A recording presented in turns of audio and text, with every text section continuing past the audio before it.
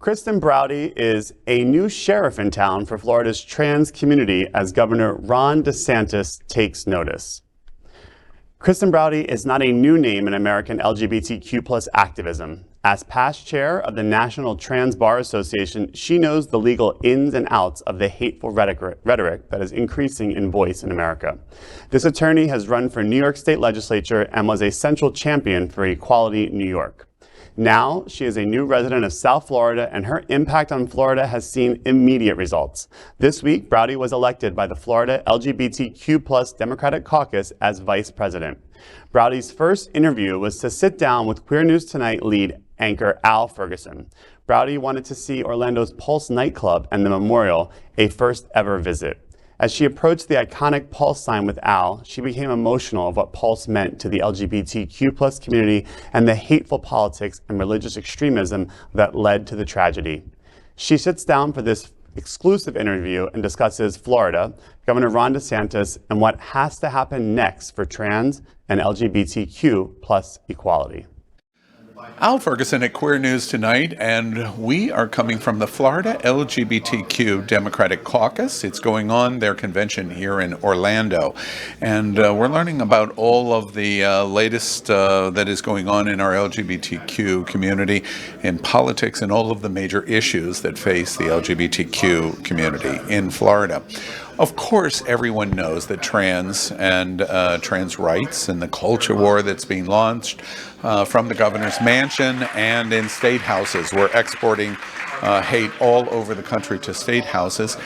So we've just finished in watching a very informative discussion about the trans community. I'm very happy to bring one of the guests that participated in that panel as a guest here to Queer News Tonight. And this is Kristen Browde, is past chairman of the National Trans Bar Association. Christine, thank you very much for being with us here at Queer News Tonight. Glad to be here, Al. I understand you're a new resident in our neck of the woods, Miami-Dade County. We always make the joke, you probably don't get the colloquial nature of the jokes, but we always make the joke, we're in Broward County, so we have to have a passport to come down and visit you in Dade County, and you have to have a passport to come and visit us. I'll make sure you have a visa. Yes, exactly. So welcome to our South Florida community. Let's talk about, let's talk about the organization that you are the past chairman. Tell us about the National Trans Bar Association. We know about the American Bar Association. Basically, tell us about what you We're do. the American Bar Association for transgender attorneys. Yeah. There is trans attorneys. There are hundreds of trans attorneys across the country. Right. In fact, when I first came out, one of the first calls I made when I was considering it was to, I do family law, divorce and family law in New York. And I called around to find out if there were other attorneys who mid-career had come out and to find out what their experience was. And I found an out trans attorney who did family law in Kansas City, Missouri. And I'm like, well, what was it like? It must have been horrible. You're in Kansas City. She goes, oh no, my practice has tripled. I'm like, what? And we are a group, she had done very, very well. This is a woman who is recognized as a fighter. And if you can fight to be an out trans person in Kansas, imagine what you can do for your clients. We are an association of attorneys who are just like her, for the most part.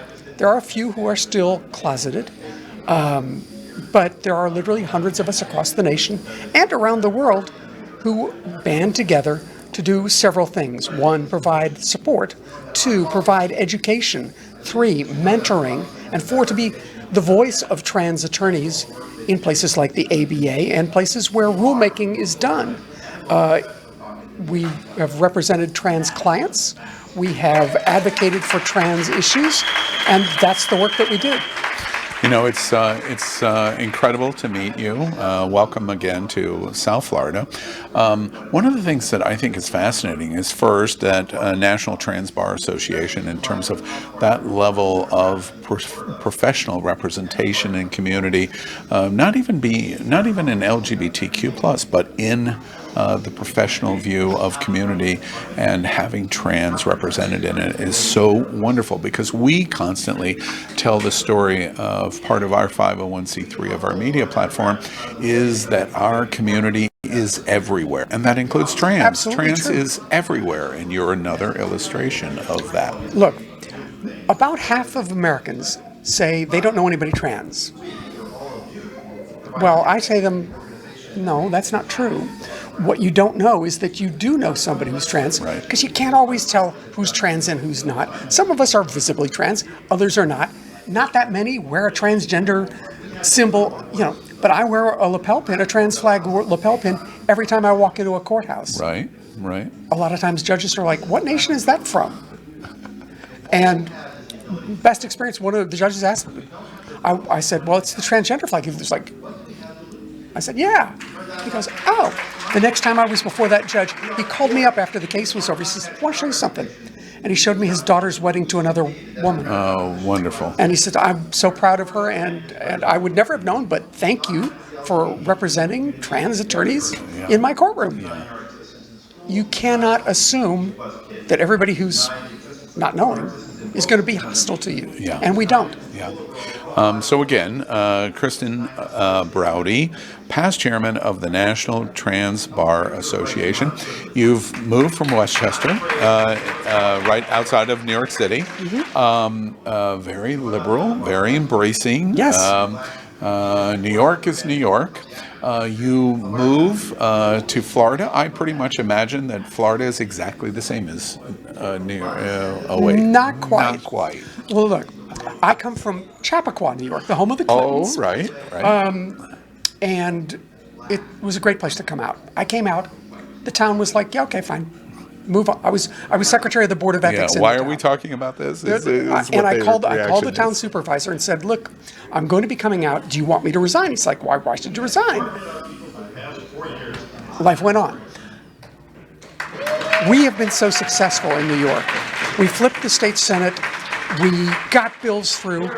Virtually every piece of equality legislation that is needed has been signed into law, first by Andrew Cuomo, now by Kathy Hochul. And as I was getting a little older, thinking, okay, what do we do now? I have a union pension from back when I was in broadcasting. I'm like, I can be a lawyer part-time. I can live with my pension, and I can go down and enjoy some sunshine. And where should I do that? Where's the battle? Where's the battle for equality? There is nowhere where that is being more directly and violently fought than right here in Florida.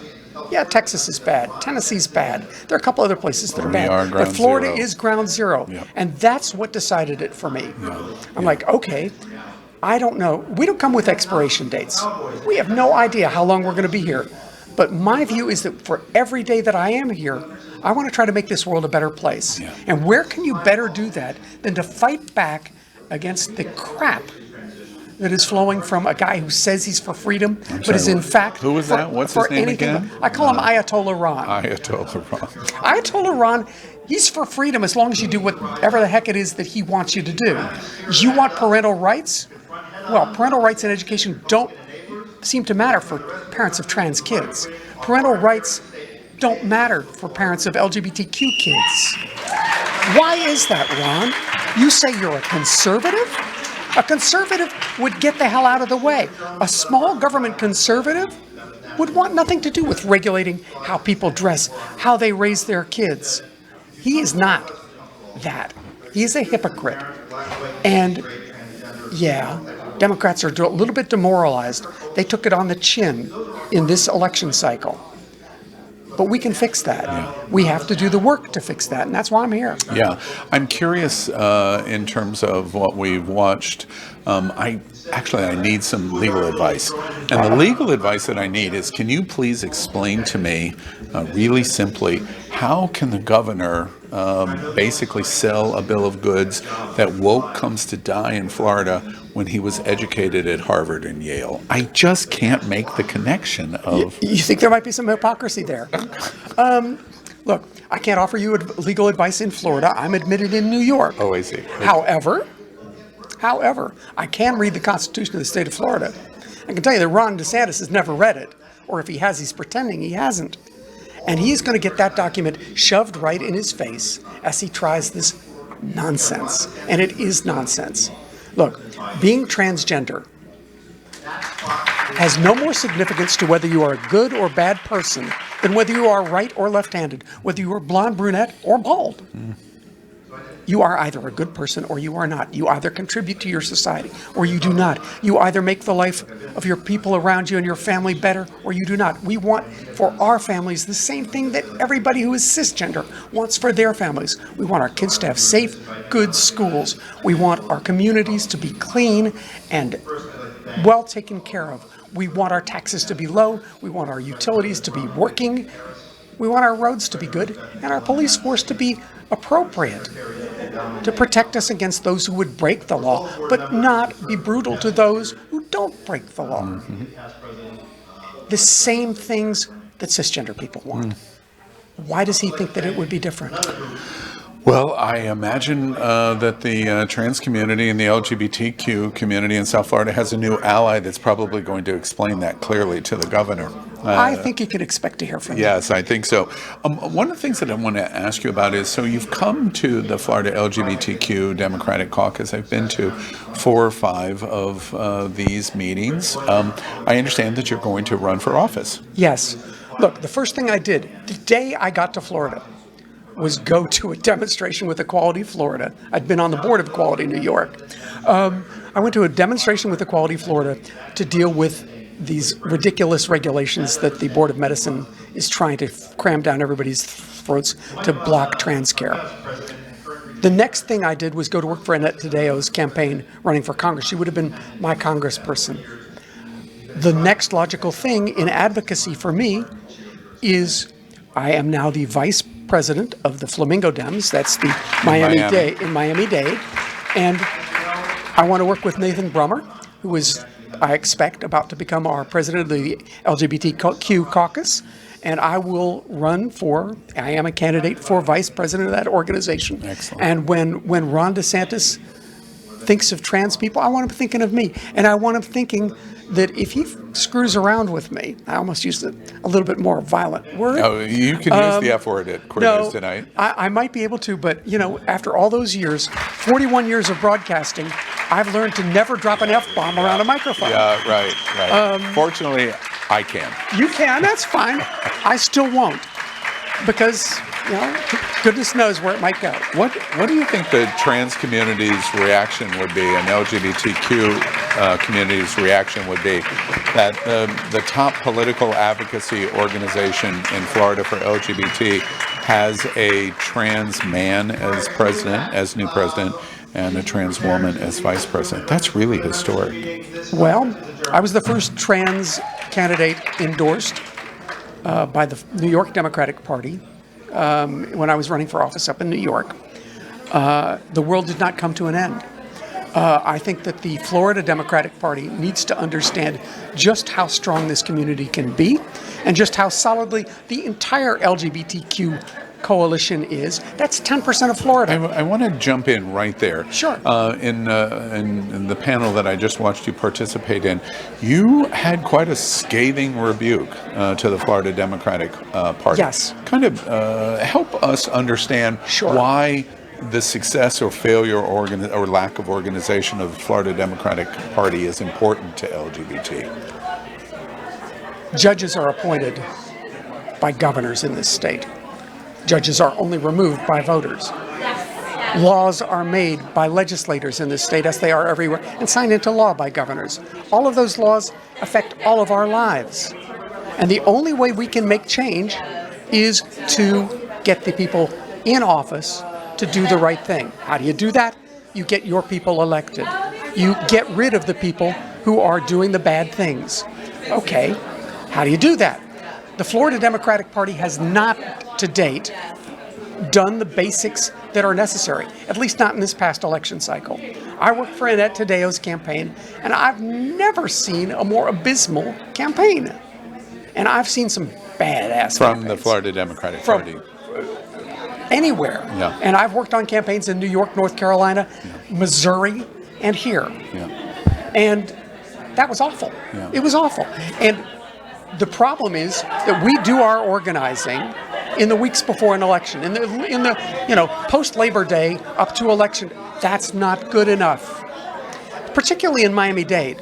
and probably in Broward too, where Fort Lauderdale has a lot of high-rises. High-rise buildings. You cannot do the traditional door-to-door that makes a difference in elections in these buildings. So what do? Because there's security. You can't get there. Well, the answer is you need to go to your voter rolls. You need to do your database mining and find out who are the key Democrats in those buildings. You need to be organizing now for a year and a half from now. Yeah. And we're not doing that yet. Now, Nikki Fried has just been elected chair. I know that she knows how to win a statewide race. In clarity, Nikki Fried has just been elected the chairman of the Florida Democratic Party. As we're sitting here, in the past 45 minutes, she's been elected. And I know she knows how to do it. So I'm looking forward to working with her, working with every like-minded Florida Democrat to do that work, not just in those last weeks before an election, so that we can effectively turn out the vote. The difference this time around was that Democrats did not vote off year.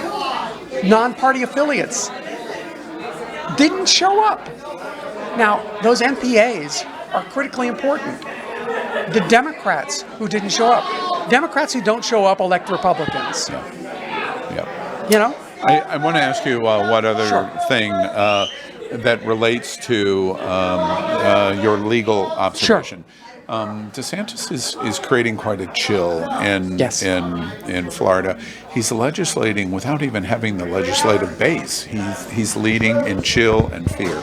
One of those areas is in drag, and what's happening to drag queens and drag shows. What, from your legal perspective, what's your sense there of what we're watching? Let me give you some statistics. There's a website, Joe My God. Joe My God tracks arrests for sexual exploitation of children and convictions. They do a great job. And in the past week, as we're sitting here talking, there have been 17 people either arrested or convicted of, these are adults, convicted or arrested for sex crimes involving children. Of those 17, 14 were pastors or otherwise affiliated associate pastors, youth pastors at evangelical churches. One was a police officer. One was the husband of a pastor. And that means one other person. And that person, like all those arrested, none of them were drag queens. None of them were transgender. So when he's talking about pedophiles and groomers, which he loves to talk about, like the Moms Against Liberty love to talk about, libs of TikTok love to talk about, are they passing laws preventing people from taking their kids and leaving them with pastors? Because those are the ones who are committing the crimes. It is not drag queens. So what the heck is Ron DeSantis talking about? What is it that Blazing Goglia is legislating against? What is it that is driving these people? Because it sure as hell isn't the statistics. It isn't. Here's a better one. Do you know how many there are about, estimate 1.5 million transgender people in the United States. In the past 50 years, do you know how many of those transgender people have been arrested for any crime involving peeping, using a women's room improperly, using a changing room? Do you know how many? No. One. 1.5 million, 50 years, one arrest. That person's in jail where she belongs. Do you know how many United States congresspeople there are? 535. That is a tiny fraction of the trans population. In 50 years, do you know how many of them have been arrested? The answer is 7. So who is it that we're legislating against? Yeah. These guys are projecting that the way they think is the way the last thing we want to do is harm a child. The last thing we want to do is commit a crime. We are much more likely to have crimes committed against us in changing rooms and bathrooms than anything else. This is nonsense designed to distract people from the other BS things that these ayatollahs and these, let's call them Christian nationalists, although I think Christian's the wrong word for them, these American Taliban would have us be subject to. And if I have anything to do with it, we're going to stop them in their tracks. And that's going to mean we've got to do some work. We got to do it round the clock, not just at election time, so that when they're putting out this propaganda, we're countering it with the facts. We're counting it with the statistics. 17 arrests in a week, not one of them a drag queen, 14 of them Christian pastors. What the heck? You know, it's very funny. I know we're going to have many conversations in this coming year. Past chair of the National Trans Bar Association, new resident, Miami-Dade County, Kristen Browde. You know, as you were speaking there, I was thinking of a very famous film, Western film that popped into mind. And as I was listening to you speak, I kept thinking, oh, there's a new sheriff in town. I think that's a new bitch in town. It's wonderful. Welcome to South Florida. Thank you. You're going to get a few thousand. This isn't New York's, but yeah, I get that all the time. Yeah, don't New York my Florida. Yeah, exactly. Honey, you need a little more New York in Florida. Just as New York could use a little more Florida in it too. Yeah. But that's just the sunshine we need up there, and you need a little of our politics down here. Get to know this name, Kristen Browde. Thank you very much Thank you, for Al. sitting with us at Queer News tonight. Sure. LGBTQ plus news is vital for our community and for the broader world as a whole. We have enough enemies at Fox News. Tucker, Sean, and Laura are loud. We need passionate allies. Happening Out television network, Queer News Tonight, and It's Happening Out are literally out of the closet and into the headlines. Our community needs your support. Like this broadcast and subscribe now to ensure the growth of the entire LGBTQ plus community.